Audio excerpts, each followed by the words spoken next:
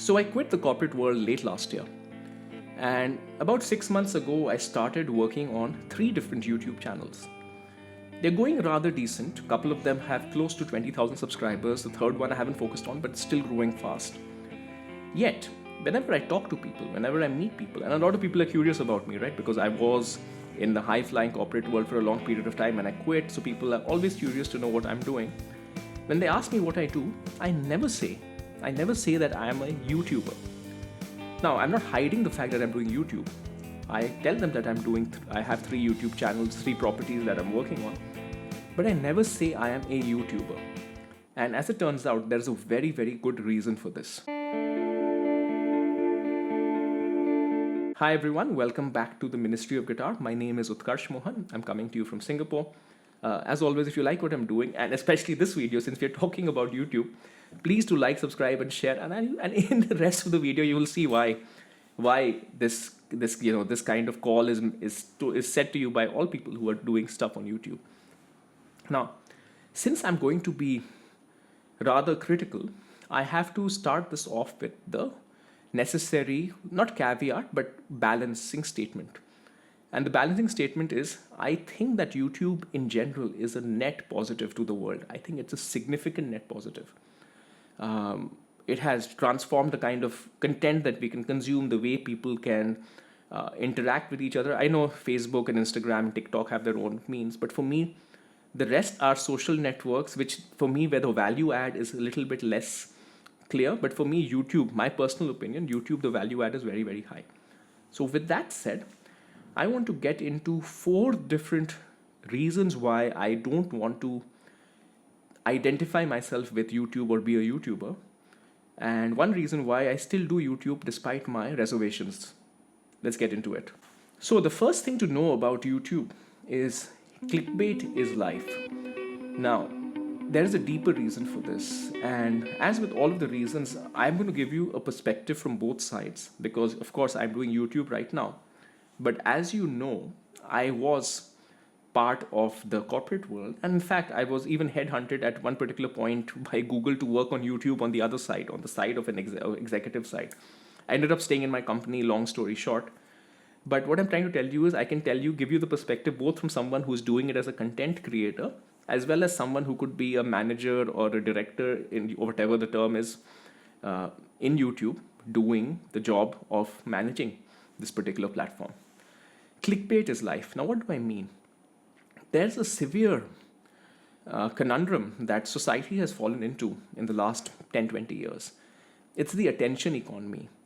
What has happened is one of the number one commodities that can be monetized has become people's attention. This is not my original idea. This has been well expounded in many different places. The Social Network is a good, not Social Network, The Social Dilemma is a good movie that gives you a kind of a layman's view of the problem.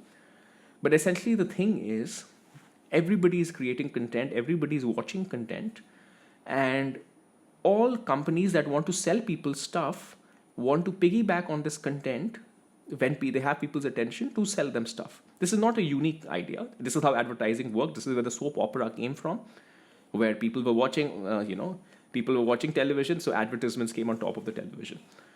But the problem is that now, because people are consuming people are consuming stuff all the time, and companies and organizations and advertisers have data and ways and means to really understand what people like to consume and what people like to watch, is that the entire world is now one big fight for people's attention. If previously people just had 3 channels on the television to switch from, today you have infinite opportunities, infinite pieces of content, multiple medium. You could be scrolling something on TikTok, or you could be watching on YouTube, or you could be binging on Netflix. There are so many things competing for your attention. So the reality is that in the bid to catch people's attention, people and properties have been getting better and better. Netflix has been getting better and better at making something that catches your attention that you want to watch. TikTokers have gotten better at catching your attention through the reels. So everybody is constantly competing for your attention because your attention means money. So it's become an arms race where you have to constantly be more provocative. You constantly have to be more inside curiosity. You have to find some way that out of the infinite options that a person has, they choose to watch you. That's what you're competing with. And it is critically brutal. So, what I noticed on my channel is that there is such a big the key difference between a good video and a bad video in terms of, and I say good or bad, I mean in terms of number of views, watch hours, etc. It is really not the content. It is always the thumbnail and the title. And I actually experimented with this. There was a video that I made. It was about the crash of the Japanese yen. So I had an original thumbnail, which was, I think, something to do with can your guitars save you when the market crashes, or what guitarists can learn from Japan, something like that. I thought it was a reasonably curiosity-inducing, yet it was true to the content. The video didn't move. It got like 400 views. Then I changed it, and I actually, again, I'm a marketer at heart, so I was like, okay, trying to understand benchmarking what videos do well, and again, most important for me is it has to be linked to the video. It should be something when you click on it, then the video matches the title. So that's really the challenge. Coming up with something provocative is not difficult, but make sure that you're being true to the content, and you're not just trying to fish people, right? That's the challenge. So I changed it. I changed it to something where, if you're a guitarist, you need to know this, because it was a very unique perspective on how your guitars can serve a role in your financial portfolio. I made the challenge, and now this, I think, is the third best video on my channel. So all I did was I swapped the thumbnail and the title. The content was exactly the same. So which is why, as much as I dislike the idea of trying to catch people's attention for the sake of it, the whole clickbait thing, the reality is it has simply become the price to pay if you want to create content. Now, for me, it's quite a dilemma. On one hand, I'm like, do I really want to invite curiosity? On the other hand, I was like, okay, so does that mean I don't want to make content? I don't pursue the things I want to do? That's kind of a dilemma that goes through my head. So the happy medium that I've found, and it's a slightly more difficult place to be, is I have to make something that invites curiosity yet is true to the content. I have to really be sure of it. Many often I've had ideas where I know it'll invite curiosity, but I know also that there's a risk that if someone sees it and when they see the content, it's not exactly linked perfectly. It could be linked, but not as directly as I'd want. So that's kind of the number one challenge that I keep facing. For me, churning out good content is never the issue as such. The real issue is finding a thumbnail and a title that invites curiosity. So that's number one. Issue number two, disproportionate revenue sharing. How revenue works on YouTube is very straightforward, and to their credit, they're very, very transparent. Advertisers pay money for their ads to be placed on your channel. Whatever money advertisers pay, YouTube gives you 55% and they keep 45%. And I think that 45% is a touch disproportionate. Now, to be clear, I think YouTube deserves to take a significant chunk. They have created this platform, they manage all the server space, they have this huge audience. You are piggybacking on a lot of stuff that they have done, a lot of labor, a lot of work that YouTube has done over the years to create this. So of course they deserve a huge chunk of it. But is it 45%? I'm not convinced. And this thing brings me to the third issue that I have, which is essentially the dictatorial content moderation and significant risk because of that to YouTubers'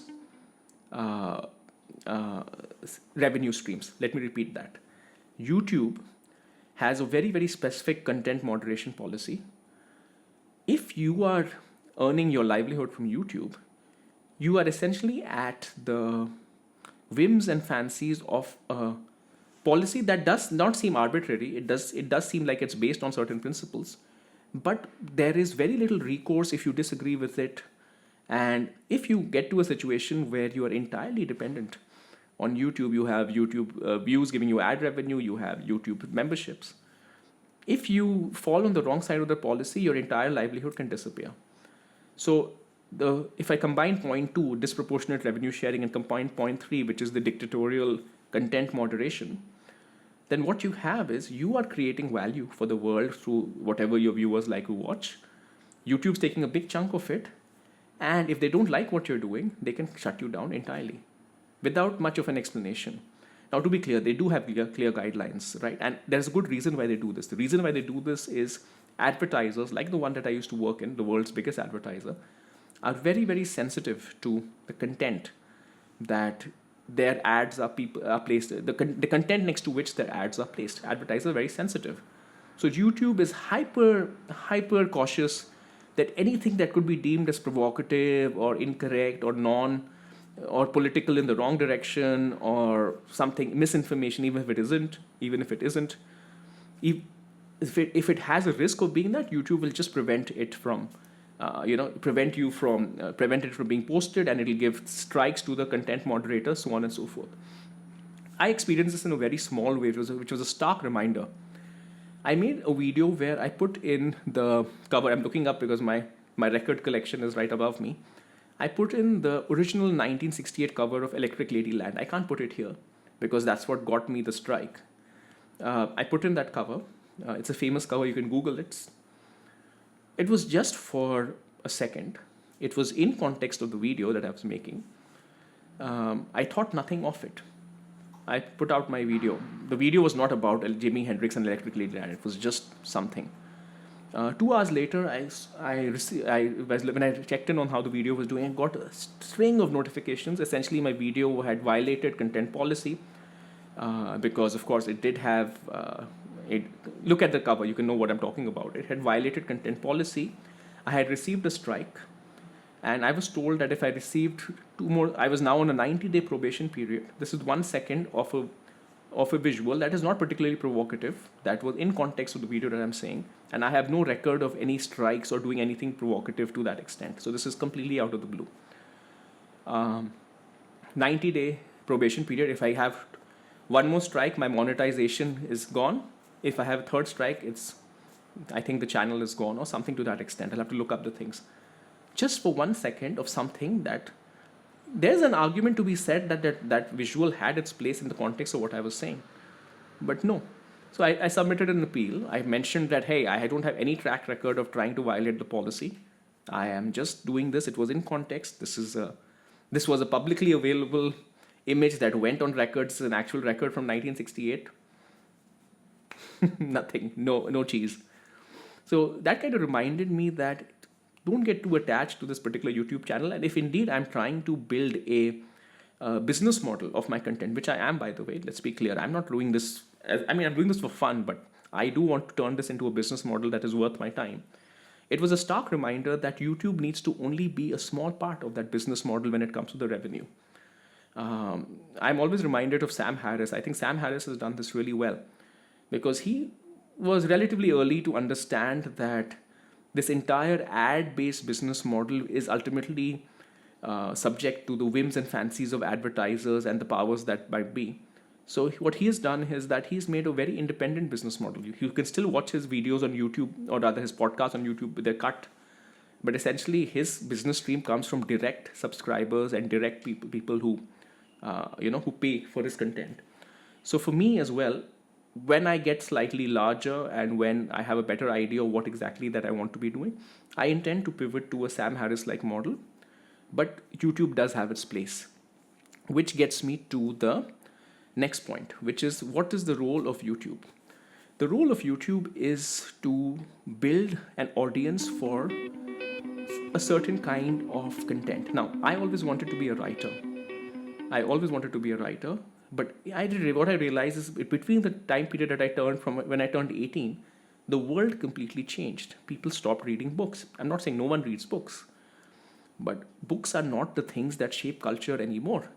They're rather some things that get a New York Times review and maybe you put it up on your mantelpiece, and some people do read them. But it does not shape culture anymore. There are some exceptions, but by and large. So I was like, what is the equivalent for somebody who wants to be putting out ideas and concepts out there in the world, who typically may have written a book? What is that equivalent? And I realized it's video. And that's why I do long form video, almost monologue form video with this channel. That's why I don't only do guitar, I also do other stuff with history and of course with life and finance and all of that in my other channels. So that's what YouTube's role is.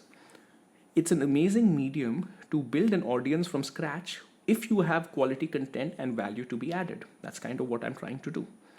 And there's nothing else quite like it. So, which is why I have my complaints about YouTube, but I understand its role. I am using this, which is why every time I say like, subscribe, share, the purpose is of the algorithm. And I just realized I forgot one important point. We'll talk about that right after I complete this segment. So the purpose of that is to help me build an audience. YouTube is a great place. And ultimately, if you see value in what I'm doing, I'm hopeful that you will also follow me even outside of the YouTube medium, assuming that I'm providing value to you, right? Good example for me, again, going back to Sam Harris. I find Sam Harris provides value. I like having his perspective on things. So which is why, even though I used to only listen to him on Spotify in the beginning, when he made his model, I followed him, right? I no longer listen to him on Spotify. I listen to his podcast directly. And I would not do that unless he was adding value. So the purpose here is, if you have value to add to people's lives through your content, this is a great place to find people. And this is potentially a place then to leverage to go beyond it, right? I am very, very clear. I'm just building audience here in YouTube. I say this in every video, you can check. The purpose of this is to build an audience. That's what encourages me. That is the purpose. That's why I use YouTube. I'm trying to provide value. I'm hoping that my perspectives are providing value to folks. And I'm getting some initial feedback that it is. I think the growth kind of indicates it. But I am certainly not a YouTuber. And at some point in the future, I will, of course, figure out a way to, to turn this business model into something that is less dependent on the whims and fancies of YouTube corporate management. Now, to the last point, the negative thing I wanted to say, which I forgot, algorithm. Going back to the first point, actually, on the attention economy, people constantly constantly trying to get people's attention. The consequence of that is that the algorithm of YouTube is brutal. 2 or 3 things happen. One is, as I told you, the thumbnail and title are so sensitive, regardless of the content, that can affect how the video works. And secondly, how YouTube's algorithm works is that it gives your video a little bit of a chance on day 1, maybe on day 2, and then your video is dead. 99% of videos are dead unless they have hit some amazing click-through and watch time, which means the thumbnail and everything is working really, really well. So the consequence of that is that you're constantly forced to churn out content almost every 2 days. I have been churning out content for this channel almost every 2 days over the last 6 months. It's quite a task, and especially if you compare it to the actual amount of money that the channel has earned. It started earning money, which is interesting. But it's a joke how much money it earns. I'll show it to you here. It's not the big secret. This is not the point of the video. You compare the labor to the amount of money, it doesn't make any sense. As I said, going back to my purpose of this, it's not really to make money off YouTube. YouTube is not a great place to make money. It's for me to build an audience of people who find value. But you have to essentially constantly create a video almost every 2 days, especially in the beginning. Maybe when you establish yourself, and there are some OG YouTubers who can do it much less. But if you start from scratch, you're creating videos almost every 2 days. They will have a half-life of a day, and then they will literally become flat. Then they will only be found, maybe somebody who's watching some of your other videos is curious about your channel, or maybe it gets recommended here and there. So it's rather brutal because there's nothing passive here in YouTube. Somebody was telling me, oh, it's great you're doing YouTube videos, it'll give you some money every month, it's going to be a nice passive income. I had to tell him, dude, this is not passive. This is churning out a video every 2 days, and the video literally has a life of 2 days, and then for most people it dies. Some people still watch it, and then you have to make something again and again and again. So it's brutal. Back to the attention economy. People constantly want something new. There are so many people trying to make content these days because the barrier to entry for making content is very little. So that's how it works. All right. So hopefully this was interesting. I gave you four issues and one good thing why I still do YouTube, but I'm not a YouTuber.